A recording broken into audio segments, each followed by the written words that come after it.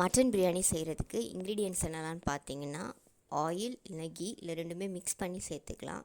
தாளிக்கிறதுக்கு 4 பட்டை, 4 கிராம்பு, 3 ஏலக்காய், 4 வெங்காயம், 4 தக்காளி, 5 6 பச்சை மிளகா, காரத்துக்கேற்ப அட்ஜஸ்ட் பண்ணிக்கோங்க.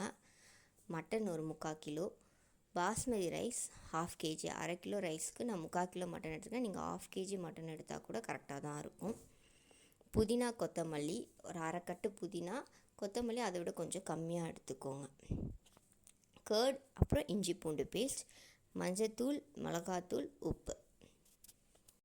மட்டன் பிரியாணிக்கு குக்கரில் லைட்டாக எண்ணெய் ஊற்றிட்டு கருமிசால் பட்டை தாளிச்சிட்டு ஒரு 4 வெங்காயம் சேர்த்து உப்பு சேர்த்து நல்லா வதக்கிக்கோங்க. வெங்காயம் நல்லா கோல்டன் ப்ரௌன் ஆனதுக்கப்புறமா பச்சை மிளகா சேர்த்துக்கோங்க. பச்சை மிளகா சேர்த்ததுக்கப்புறமா புதினா கொத்தமல்லி சேர்த்துக்கோங்க. புதினா கொத்தமல்லிக்கு அப்புறமா இஞ்சி பூண்டு பேஸ்ட் கொஞ்சம் சேர்த்து நல்லா வதக்கிக்கோங்க. இஞ்சி பூண்டோட பச்சை வாசனை போனதுக்கப்புறமா நம்ம நறுக்கி வச்சுருக்க தக்காளி பழத்தை சேர்த்துட்டு நல்லா வதக்கிக்கோங்க. தக்காளி நல்லா வதங்கி வந்ததுக்கப்புறமா மஞ்சத்தூள், மிளகாத்தூள், கரம் மசாலா தூள், கொஞ்சோண்டு தயிர் சேர்த்துட்டு நல்லா வதக்கிக்கோங்க.